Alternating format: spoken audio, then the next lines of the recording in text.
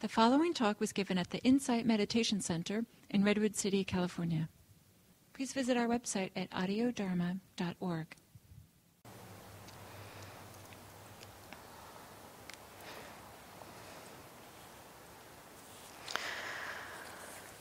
So as I just mentioned, that what we're exploring today is a kind of a meditation practice that's, it may be a little different for some of you. It's instead of being focused on going inward to concentrate necessarily, it's more focused or exploring how to receive the experience of being a human being, to encourage a receptive awareness. And the phrase I used a little bit ago was practicing mindfulness while living. The purpose of our practice in general, the purpose of mindfulness practice in general, is to learn about our minds, is to begin to understand what happens in our minds. So much of what goes on in our minds happens below our conscious awareness, kind of in our subconscious field. And we know this, and we see ourselves doing something that we don't remember having initiated. We see ourselves acting out of habits, out of patterns, and sometimes we find ourselves wishing we wouldn't act so much out of habits and patterns. And so the purpose of the mindfulness practice is to begin to understand what goes on in our minds. There's more capacity that we have to see the subtle undercurrents of our motivations, of our intentions, of the little prompts for why we do what we do. There's more capacity that we have for that than we think. And the more I've practiced mindfulness, the more I've felt like the notion of there being a kind of a rigid barrier around the subconscious. It's just that there's not really a rigid barrier there. It's very permeable, and the mindfulness practice begins to, what I'd say is kind of lower that horizon, so that we can start to see the movements of our mind and can begin to recognize when our actions may be motivated out of intentions or out of directions that are not so helpful for us, that tend to catch us in repeating patterns of aversion and confusion and desire. And in the seeing this with mindfulness, part of it is that in the seeing of it with mindfulness, our system begins to understand that these directions, when we feel what it feels like to be averse while acting, our system understands that that direction of acting out of aversion is not helpful. It's not moving us in the direction of well-being. When that movement of the aversion or desire or confusion is below the level of our conscious awareness, often our ideas about what we're doing, the idea that I need to get rid of that thing, I need to do this thing, are creating an obscuring landscape that makes us think somehow that acting out of aversion, acting out of greed is actually helping us.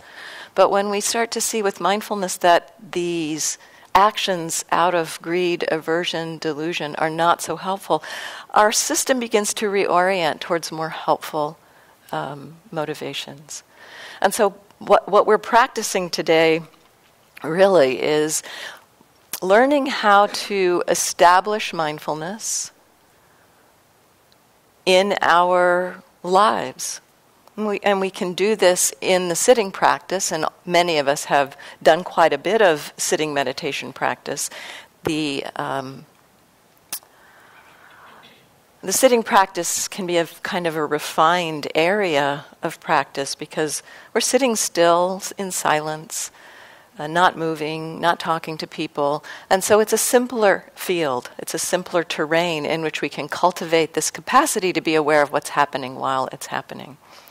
And there's some specific kinds of meditation instructions that function particularly well in the sitting practice that may not transfer as easily to the daily life practice. Paying attention to the breathing, for example. Directing the attention to some particular experience. When we are in our daily lives, the attention often needs to be directed or focused on what we're attending to, what we're doing in our lives, driving the car or making our breakfast, or, so we in our daily lives, we may not have the luxury to direct our attention to the breath or to kind of settle or stabilize the mind on one particular experience. And so what we're exploring here is a kind of mindfulness that is a receptive rather than directed, that allows us to begin to become mindful in whatever we're doing. And so not having there can sometimes be a confusion about what mindfulness is, and often, especially if we've mostly done sitting practice, we can confuse or conflate the experience or directing of the attention with mindfulness, and think that if we're not directing the attention, it means that we're not being mindful. And that's kind of the idea that I'd like to shake up today, because there is a kind of mindfulness in which we're not consciously directing the attention, in which we're not saying, okay, I'm going to pay attention to this experience, but rather we are kind of stepped back and recognizing more what is coming into our attention. So it's less of a conscious choice of what we're paying attention to, but we are able to find that the mindfulness can receive what our system is already paying attention to. So this is the style of the practice that we'll be working with today. It's a form of meditation practice I particularly connected with when I went to Burma to practice with a teacher in Burma. His name is Sayadaw U Tejaniya. I'll mention his name probably several times during the day. And so the style of practice I'll be exploring with you today is based on, or my understanding of what he teaches. I can't teach what he teaches because I'm not him, but it's my understanding through my own practice of having practiced this in this style for the last 10 years of how to express or to describe this kind of practice to you. So today, one of the things I love about this style is that the instructions for it, very simple instructions, actually. They can be summarized in about 3 or 4 sentences. And yet it's helpful to provide some context for those sentences. And so I'll spend some time elaborating on those 3 or 4 sentences. But what we do in this form of meditation practice, in terms of the activity of being mindful, the instructions for this practice are the same whether we're sitting still on the cushion, or walking, or engaging in cooking a meal, or driving a car. The instructions for this kind of meditation practice do not change based on whatever we're doing during the day. And that's what I love about it. It is a kind of meditation practice that teaches being mindful while living. So the 3 or 4 sentences. The first is relax. That's actually pre the 3 or 4 sentences. So relaxation is really helpful just to begin, because when we relax, there can be a kind of a natural awareness that is present. Recognize awareness. Recognize that you're aware. Notice what you are aware of, kind of already aware of. And from time to time, check in with the relationship of how you are with what you're aware of. So those are the instructions. So a little bit of elaboration on that.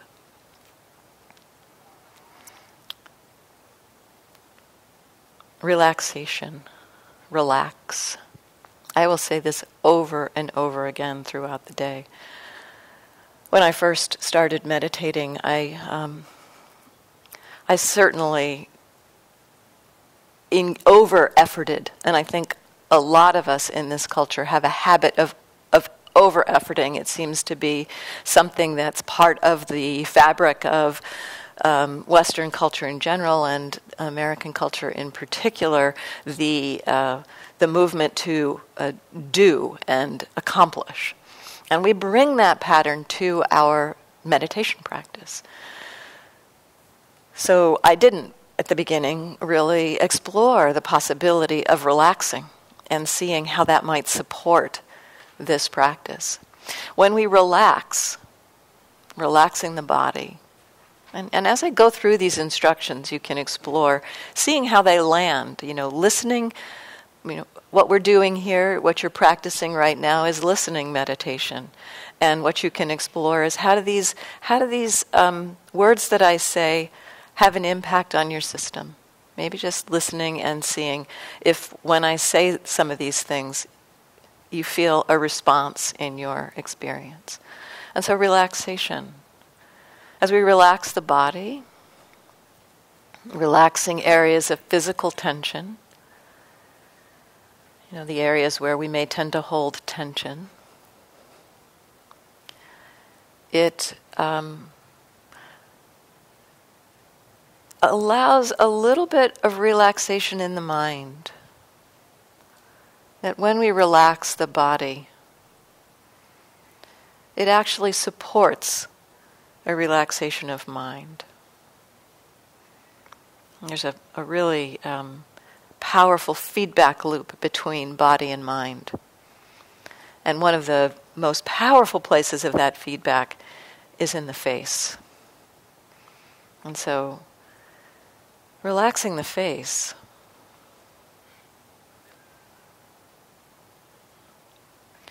you may be able to touch into a way in which a relaxation of face allows the mind to move into a space of a little more quiet or calm or ease.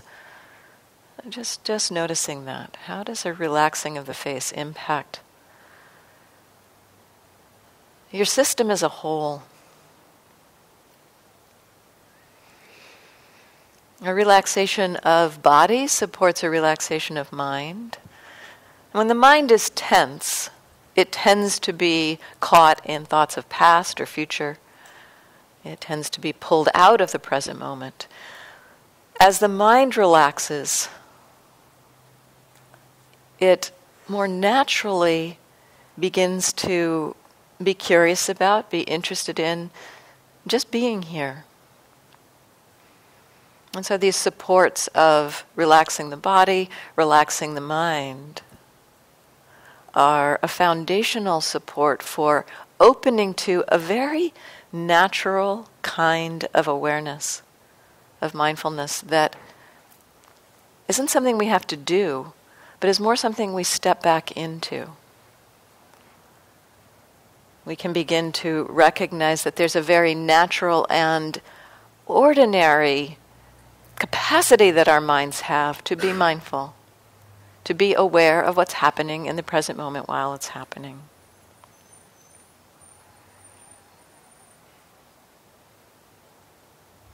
And so relaxing the body, relaxing the mind. And if the idea of relaxing the mind isn't something, it's something the mind gets confused about. And certainly for me, it was kind of like, what's that? And the mind kind of tightened up around the idea of relaxing the mind. Gil offers a kind of a analogy that might serve. Just close your eyes for a moment and imagining as if your brain were a muscle. See if you can relax the brain. And What impact does that have? What effect does that have on your system? So relaxation, relaxing the body, relaxing the mind, begins to open us to this very natural capacity that we have as human beings to be mindful. Mindfulness it's essentially related to this very human capacity to be aware that we're aware, to be aware of what's happening in the present moment while it's happening. It's not something exotic or special. It's really ordinary. And so we're exploring tapping into that ordinary capacity and cultivating it to an extraordinary degree. I think it was one of the brilliant things of the Buddha to recognize that this ordinary capacity, when cultivated and turned in a particular direction towards this question of how does our mind create our struggles? In what ways does our mind participate in confusion and struggle and stress and suffering? As we turn this capacity to that question, I think the brilliance of the Buddha was to recognize the power of this capacity to be mindful and cultivating it in a way that establishes it as an ongoing presence. And so the second piece of the instruction, are you aware? Do you know that you're aware? Now, if you're listening, if you're actually hearing these instructions, you probably can say that the answer is yes, you are aware, that you know that you're aware, but you may not know how you know that you're aware. That's okay. In my experience with this practice, it can take some time to really begin to clearly understand how we know that we're aware. But just the simple recognition, yes, I am aware. I know that I'm aware. That's the beginning of recognizing this very ordinary factor of mind that knows what's happening in the present moment while it's happening. So are you aware? Do you know that you're aware? And then the next aspect is recognizing what that awareness is aware of. In our experience, there's both the mind that kind of receives experience, and then there's what the attention is connecting to. And this experience, or this aspect of experience of what awareness knows, is what we usually associate with our mindfulness practice. That we are aware of what we know. This I will often refer to as the object of our meditation, or the object of our awareness. The experience that awareness is aware of in a moment. So there's knowing that we're aware, and then recognizing what that awareness is aware of. When we are aware, when we know that we're aware, there is something that awareness is already aware of. Maybe right now it's the sound of my voice, or seeing if your eyes are open. There may be body sensations that are present. So these are objects or experiences that we can be aware of. So as we become aware that we're aware, there's the receptive aspect of this practice asks us to not go looking for what we are aware of, but it's kind of like see what wants to come to you. What experience is most obvious in this moment? Maybe it's body sensation of pressure of the hips against the chair, cushion, or bench. Maybe it's the breath. Maybe it's a vibratory energy in the body. Maybe it's a particular pain in the body. Or maybe it's the sound of my voice or the seeing. So are you aware? And what's obvious? We can use these kind of as questions. If you find it supportive, you don't have to use the questions. And the questions are not about trying to figure something out, but more about checking in. It's like, am I aware? Just dropping that question into our experience and seeing what, am I aware? And yes, I'm aware. What is that awareness knowing? Of what? What's obvious? Oh, body sensation, pressure, tension, seeing, dryness, hearing.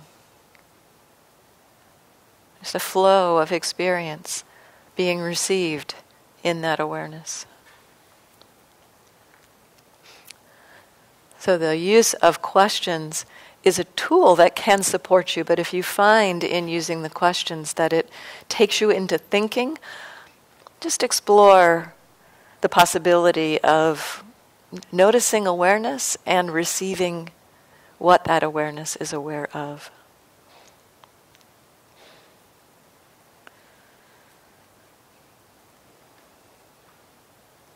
As we explore this practice of mindfulness, of being aware and what we're aware of, as I said a few minutes ago, we're practicing cultivating this ordinary capacity of mindfulness to an extraordinary degree. And that takes some level of effort. It takes some level of activity often to kind of get the engine of mindfulness going. And here's where we often make ourselves tense in meditation, is how we make effort. So right now, just explore. So I'm going to name some areas, like notice the contact of your hips against the chair or cushion or bench, that pressure.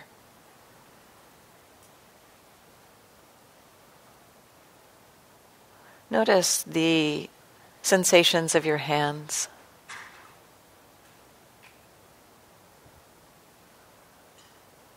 Notice the contact points of your feet, your feelings in your feet.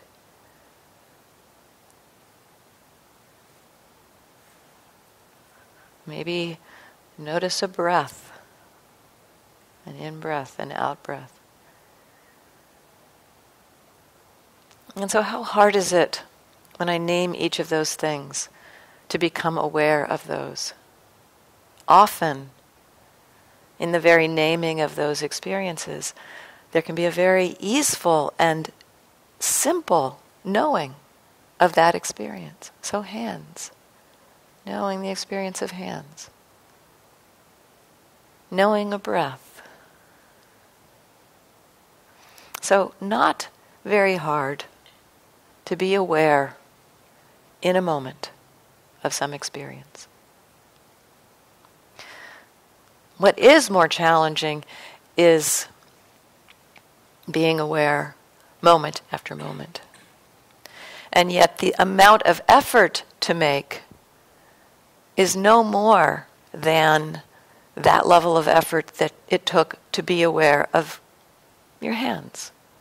I mean, how hard is that? How hard was that? Notice your hands right now. Notice your hips. So, not very hard. So the level of effort that we make is that light touch of effort. Repeated. Moment after moment after moment. I think often in our meditation practice we make the mistake of thinking that Okay, I'm going to sit down and meditate for half an hour, and so, all right, I'm going to be mindful. I'm going to gear up the energy.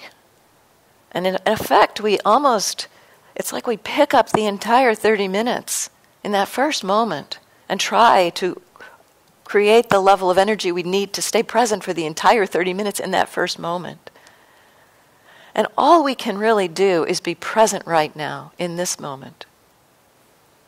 And then do it again and again. And that light touch of effort begins to build a momentum.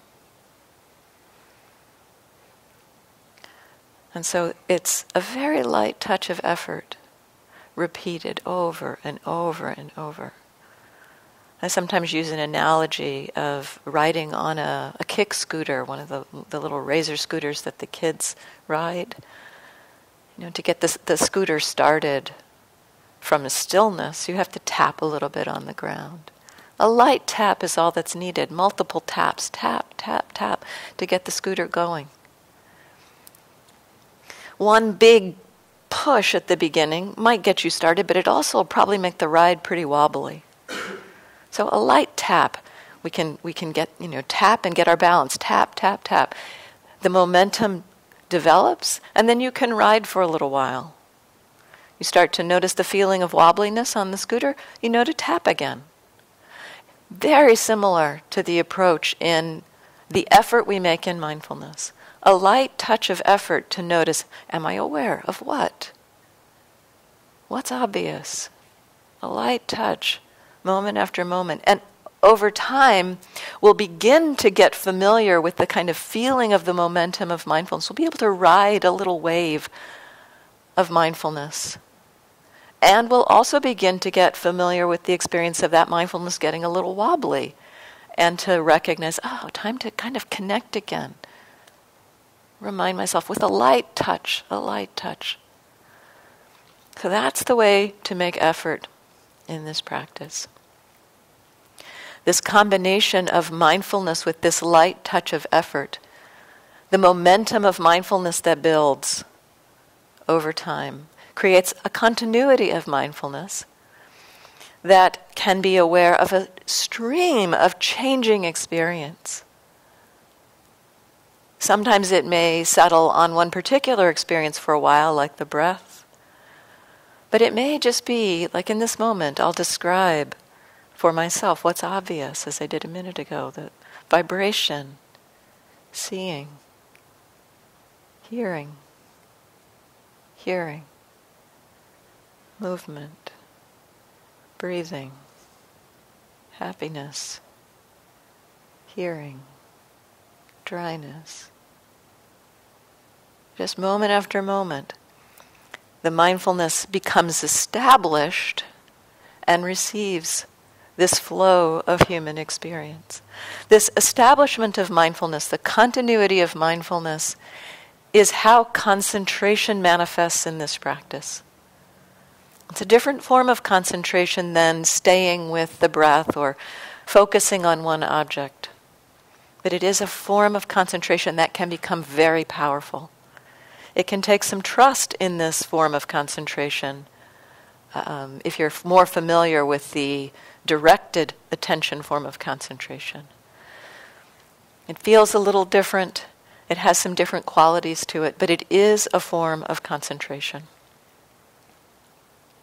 And so, relax, recognize the awareness, and what's obvious. Light touch of effort. The mind will wander. This is going to happen. Of course it's going to happen. It may seem like it wanders more in this style. Anytime we change to a new kind of meditation practice, the mind can get a little bit, it's unfamiliar with the form, and so it may wander a little bit more. So working with the wandering mind, as you recognize or wake up, it will happen, the mind will wander, and equally it will happen that the mindfulness will return at some point. One of the most important things to recognize when the mindfulness returns is that awareness is back. Aware again. Awareness has returned, aware again. Often in that moment, we are so quick to judge ourselves for having been lost in thought, and we immediately try to yank ourselves back to some experience in the present moment, like the breath. But what we're missing there is that re-arising of mindfulness. That moment when mindfulness returns after the mind has been lost in thought, that's a great moment to begin to get really familiar with what it's like to be aware. Because in that moment, as mindfulness returns, there's a more clear distinction between what it's like to be aware and what it was like just a moment before when the mindfulness wasn't there.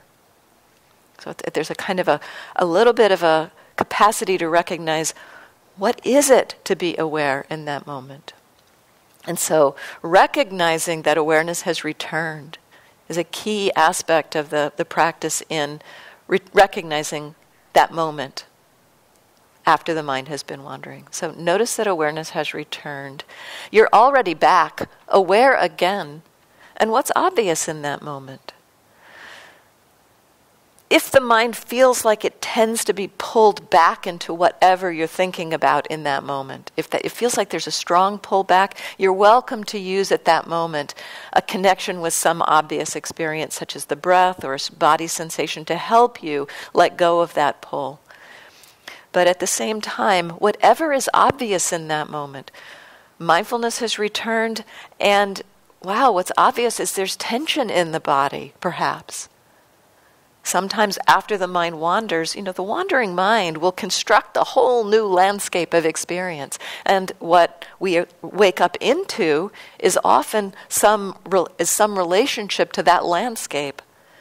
And sometimes it maybe has some tension associated with it. So if there is tension noticed when you return from that wandering, in that waking up, the return of mindfulness, take some moments to relax the body, relax the mind, and then see again, aware of what? Aware of what? And so often in that moment when we wake up from the mind wandering, recognize the awareness and explore relaxing again. Sometimes in that moment of waking up from a wandering, you might actually notice that there's already relaxation. In fact, more relaxation than before the mind wandered. That can happen. I've noticed that way more than I would have thought. In letting go of the judgment about the wandering mind, as the mindfulness returns, sometimes I would notice, oh, wow, there's actually a lot of ease right now. And that can be used, that is what's happening. So connecting with that, oh, this is what it's like to feel ease while being mindful.